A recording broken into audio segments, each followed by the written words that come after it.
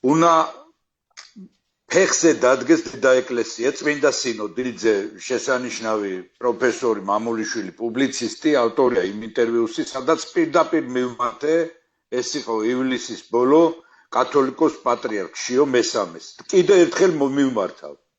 მარტო რიტუალის შესრულება და ზოგადი ფრაზებით ქადაგება დღეს არაფერს არ აშველის. ქვეყანა იღუპება ჩვენი საქართველო. კიდევ ერთხელ გიმეორებთ. ქრისტე თავის მოციქულებს ეუბნება სახარებაში, იოანეს სახარებაში, მე-15 თავი, მე-12, მე-13 პუნქტი. უფრო ის ამისა სიყვარული არავის აქვს, ოდესმე სული თვისი დადვას მეგობართა თვისთათვის. ანუ თავდადება სამშობლოსთვის, თავდადება შენი ერისთვის არის ნომერი პირველი უფლის სიყვარული და არა ჯიპებით სიარული, არა შვებულებაში ყოფნა, მაშინ როცა ერი იღუპება. არა სექტემბერში გამოიარეთ და ვიღაცა როგორ გეკადრებათ. ეს არისერიზე ღალატი, ჩვენ ვიცით, თევდორე ყველთელის და ჩვენ მოღალატებულებიც ვიცით. მოღალატებულებიც ვიცით და ნუ მიემსგავსებით იმ მოღალატეებს. ჩვენი ორიენტირი უნდა იყოს გრიგოლ ხანძთელი. 102 წლისა გარდაიცვალა, ხო, 759-ში დაიბადა და 861-ში გარდაიცვალა. არ ერეოდა პოლიტიკაში გრიგოლ ხანძთელი, არავინ მითხრას. ეხლა რომ პოლიტიკაში არ ერეოდა გრიგოლ ხანძთელი. თუ რომელი ხართ ეხლა ეკლესიაში გრიგოლ ხანძთელზე დიდი მამა. რომელსაც ეპისკოპოსობა შესთავაზეს და უარი თქვა, ხო, ნერსერის თავის ის იყო ნათესავი. რომელი ხართ თევდორე ყველთელზე თავდადებული. ფეხზე დადგეს უნდა ეკლესია. დედა ეკლესია შეუძლია გააერთიანოს და მოუწოდეს ყველა ეკლესიაში. ჩატარდეს სასტრაფოდ სინოდის წვდომა და ყველა მეუფემ შეიგნოს, რომ იღუპება ღვთისმშობლის წინხვედრი საქართველო. თორე თუ ამ 500,000-იანი ქალაქი აშენდა თბილისიდან რუსთავამდე და თუ აქ სწორი ბრძანა იმან, რა ქვია, დიტო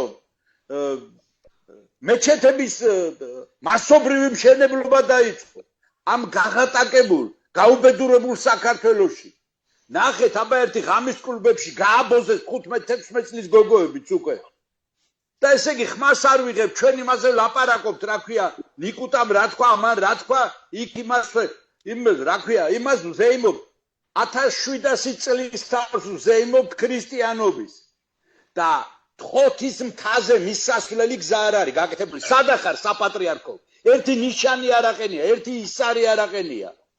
რომ სწორედ აქ მირიან მეფემ აღიარა ქრისტე და უფალო ჰრომაელთაო და შეხაღადა და ვერ მიხვალ იმაზე წმინდა ნინოს ეკლესიასთან ძალაკინები და ისინი გჭირდება რომ იქამდე მიაღწიო. სიცხვილი არ არის და იმაში დარბაზებში და იმაში ალაფუშეტებით მართავ 1700 წლის იუბილეს დიდი გულზე ხსიმბაგუნებ.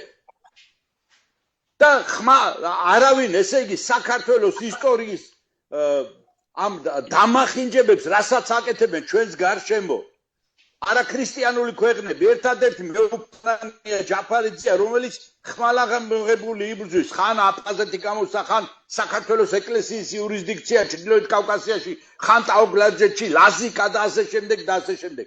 რა ხდება ხალხო?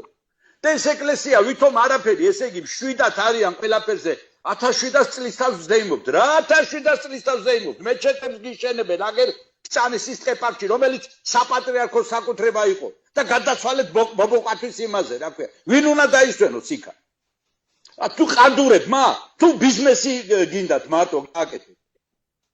თქვენ გევალებათ სულიერი წინამძღვრები ხართ ერისა და ერს უნდა უხელმძღვანელოთ. რა გეშვებულებებად, რა გეჯიპებად. გადააგდეთ ეგ ჯიპები და ეგ ისენი კვერცხები და გადით ხალხში დაუდგით ხალხს. საქართველო იღუპება. საქართველო, ღვთისმშობლის წინხვედრი საქართველო. თუ თქვენ გგონიათ რომ ხვალზე პაკისტანელები, არაბები, ირანელები, ჩინელები იმ ქრისტიანულ ეკლესიებს შემოვლენ, თქვენ მრევლს შეემატებიან და თქვენი ჯიბები აივსება. არ არის ბატონებო ეგ რომ შეხედეთ რეალურად რა ხდება, ეკლესიებში მრევლი აღარ არის. დაიხურა ეკლესიები, დაპატარავდა სოფლები, აღარ არის ქართული მოსახლეობა.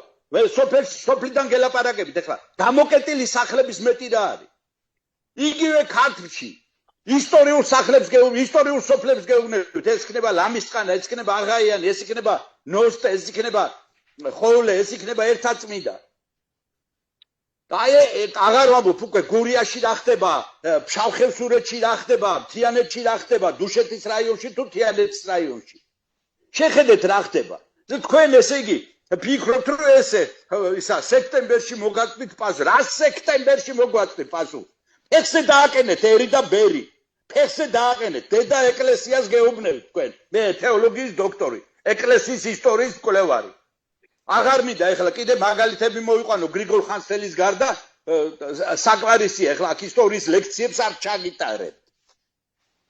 მაგრამ ჩემზე კარგად იცით საქართველოს ეკლესიის ისტორია სწორედ დიდმა მამებმა, წმინდა მამებმა გადაარჩინეს და მათმა შეუპოვარმა ბრძოლამ გადაარჩინა და არა ჯიპებით სიარულმა.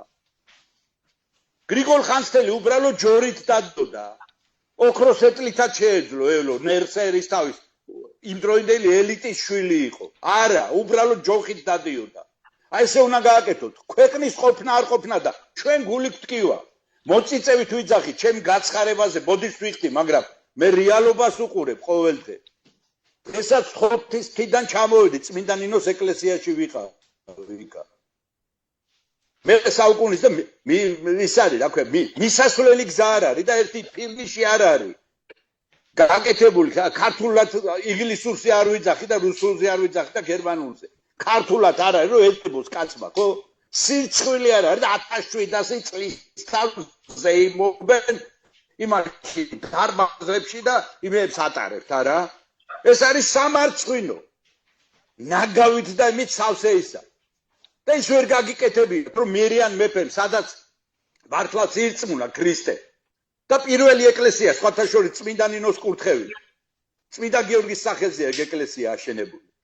და ის რომ თქვენი პასიური პოზიცია, მხოლოდ რიტუალების შესრულებას უნდება, არაფრის მომცემი არ არის. კიდევ ერთხელ გიმეორებთ სახარების ცნებას. და წმინდა მამების საქციელს შეხედეთ. წეგან რომ ვახსენებ ზაქარია ჯორჯაძე, შემთხვევით კი არ ვახსენებ. მარტყოფის ომი რომ მოხდა, ზაქარია ჯორჯაძე მოუძღვის 12 ეკლესია ულევარას ველზე გარშემო.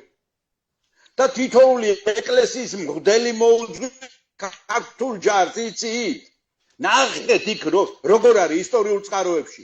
იმ 12 ეკლესიიდან თითოეული მღვდელი, დიაკვანი მედავითნე მოუძღვის ქართულ ჯარს წინადგანად. ისევე როგორც მარაბდის ომში ხარჭაშნელი, რუსთაველი, ალავერდელიდგანად. და გიორგი სააკაძის შვილი როგორც ფათახევის ეკლესიის წინამძღვარი იღუპება იქ 1925 წლის 1 ივნისს. აი ეს ხდებოდა. ის თევდორე კველთელს არ შეეძლო დამალულიყო, არა ბატონებო. ხენადრისის კლდეებზე გადაჩეხა მტერი. იმ უბრალო მღვდელმა. იმიტომ რომ ძალიან კარგად იცოდა იმან რომ უფრო სამესა სიყვარული არავის აქვს, ოდეს სულითვისი დადვას მეგობართა თვისთათვის. და თქვენ სამშობლოსთვის უნდა დადოთ თური კაბები, იმიტომ გაცდიათ. და იმიტომ გენდობათ ერი. იმიტომ გენდობათ. და დღეს საქართველოს იღუპება. საქართველოს იღუპება. ესეთი საშიშროება საქართველოს ეკლესიის ისტორიაში არ აყოფილა. არ აყოფილა არასდროს. თვით მაშინაც კი მურვანყრუ იქნებოდა ეს თუ ჯალალედინი. მაშინ მტერი ჩანდა და ერი და ბერი ერთად იყო და მე დღეს ვხედავ რომ ბერი ცალკე ხალხ, ბატონო. რა დაცვა და რა ისენი გჭირდება ჯიპები ვერ გავიგე. ხალხში გადით, შეხედეთ რეალობას. რეალობას შეხედეთ. წავიდა ერთი დიდი პატრიარქი, დამთავრდა ის ეპოქა. ჩვენ არავის არ ვეუბნებით, არ ვაგინებთ, არც საპატრიარქოს, არც ქრისტიანები, მასიარებლები და ისენი ვართ, რა აღსარებლები. მაგრამ მე ვხედავ ამ ინერტულობას, ნეიტრალურობას და არ არის ეგრე. საქართველოს ცხელი გული ასთვენიაო, პოეტი რო ამბობს. საქართველოს ცხელი გული ცივდება, ჩემო მამებო.